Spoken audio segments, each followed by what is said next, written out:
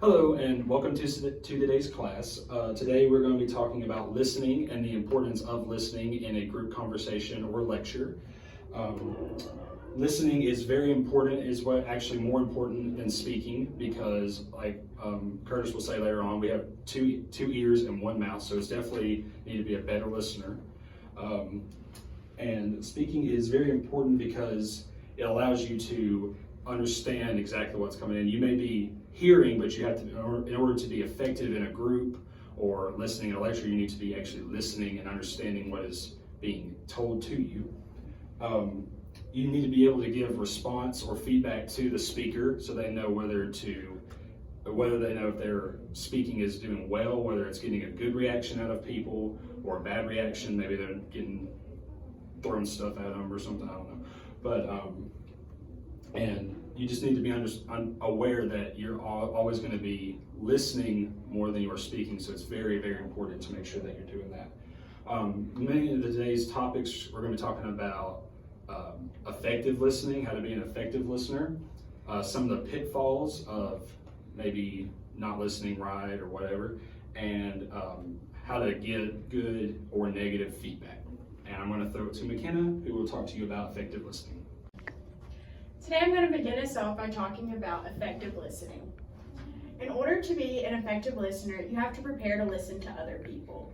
For example, it's really good to get your mind focused in the habit of listening, to where you get yourself in a quiet room and you're listening for the small sounds, whether it just be sounds of nature or your washer and dryer, just to kind of get your mind refreshed and everything cleared from it.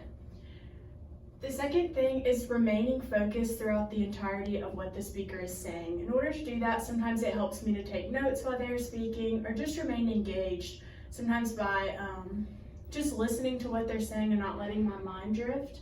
The third thing that we're going to talk about is never interrupting the person speaking. If you're someone and you're always interrupting what they're saying, then the purpose of the conversation is never going to hit what it's actually meant to do. Next, you need to save your questions until the speaker's reached a stopping point. If you have these questions, it's good to also write them down and think about what you have to ask. But if you're asking questions and they know that you are listening and you know that you're trying to expand your mind in order to learn more about what the speaker is saying. It's also really important to not get caught up in your own opinions and beliefs. If you're doing this and you're not listening to what they're saying because you have all of these angry thoughts or happy thoughts or anything when you get excited about the conversation, and that also just disfocuses the conversation in general. For example, earlier in the semester, we did a project and it was about having a group of your friends together and you have a list of things to talk about, and you weren't allowed to speak when someone else was speaking. And during this, I realized that I definitely talk more than I listen, and I think that a lot of other people had that same realization as well, because you're talking about something that you believe strongly about, and after actually listening and not being allowed to speak at all, it opened my mind, and I've definitely even been able to change my beliefs just because of something as simple as effective listening. So next we're going to go to Lauren, who's talking about the listening pitfalls.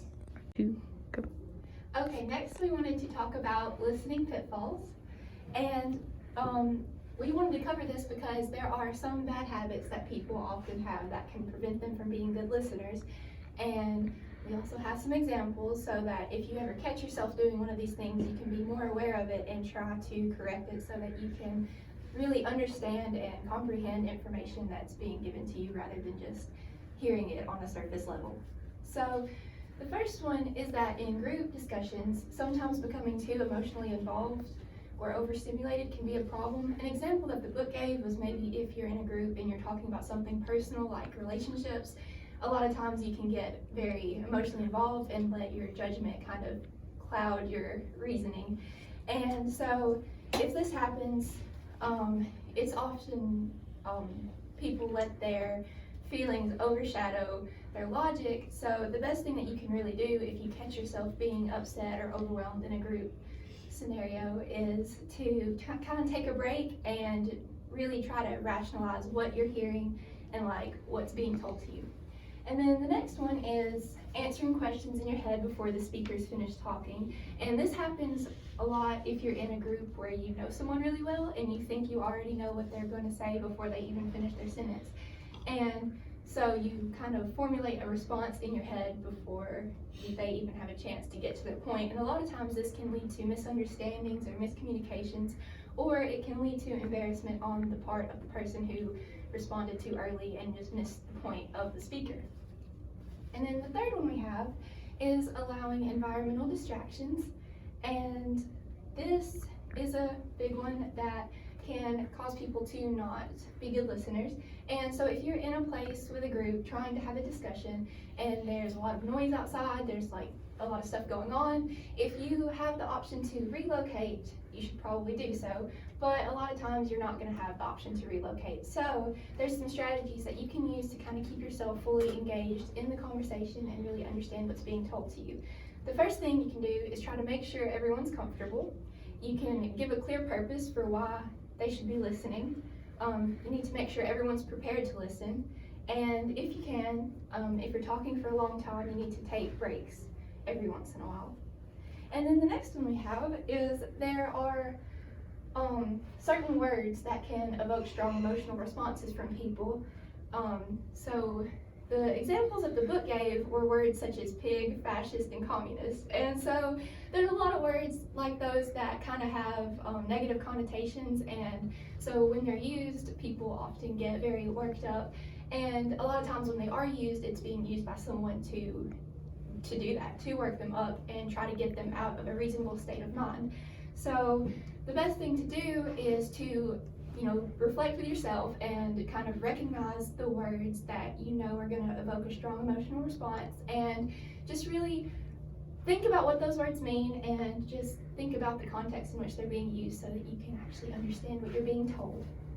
And then the last one is allowing firmly held beliefs and prejudices to interfere with understanding, because this one really is about just people's personal beliefs and being closed-minded usually, and in order to be good listeners, people really have to be open to new ideas, because you can't just close off your listening just because you don't agree with somebody. So this would require you to do some self-reflection, maybe think about why you believe the things that you do, and just also remember that everyone has different beliefs and they think theirs are the right ones. Even if you don't understand it, that doesn't give a good reason as to why you should close off that communication with them. And Okay, next we're going to talk about the types of feedback and response. Feedback and response is important to listening to communicate to who is speaking, how well you communicated what you, the information that you're teaching, or the ideas that you're projecting onto your audience. The three types of feedback, we've got positive feedback, which is the message that is understood. Just because someone understands a message doesn't necessarily that they agree with the message. An example of this is the most likely thing that you would get would be gestures such as head nods and agreements or disagreements. Things like leaning into listening to what the speaker is saying, showing interest. You can get smiles or frowns.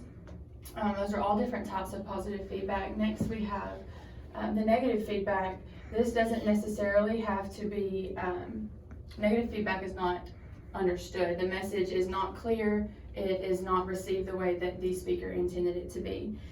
Usually the sender is going to have to send the message again, and most likely they're going to paraphrase it or send it in a different way. If it's sent in an aggressive way and is not taken as aggressive, then it might be told in another aggressive way. Next we have ambiguous. So ambiguous feedback is really just a miscommunication. It's one of those situations that you get caught in where you've got a speaker speaking to you and they are probably also going to have to repeat themselves, and you know if you're going to have to repeat yourself with ambiguous feedback because the person does not respond. It's most likely and most often seen as silence. Another thing with ambiguous feedback is the silence can be seen as avoiding responsibility. So where you have misunderstanding is one example. The avoiding responsibility, the book gave an example. If you had a friend that was asking for a ride from somewhere and they don't respond, that would be avoiding responsibility of offering a ride to their destination. Ambiguous feedback really puts the burden on the speaker to then have to reflect on what they spoke, what they were trying to communicate, and how to paraphrase it, and if it would be effective the second or third go around when they try to communicate it. Some response patterns. So the first one, rewarding versus punishment. The goal of this one is to see the type of feedback that you're going to get from how the speaker is looking for your response. So rewarding is going to increase the activity. So for example, if parents are rewarding their children for good behavior with candy or extra playtime, something like that, the parents are expecting the positive feedback of reinforcing that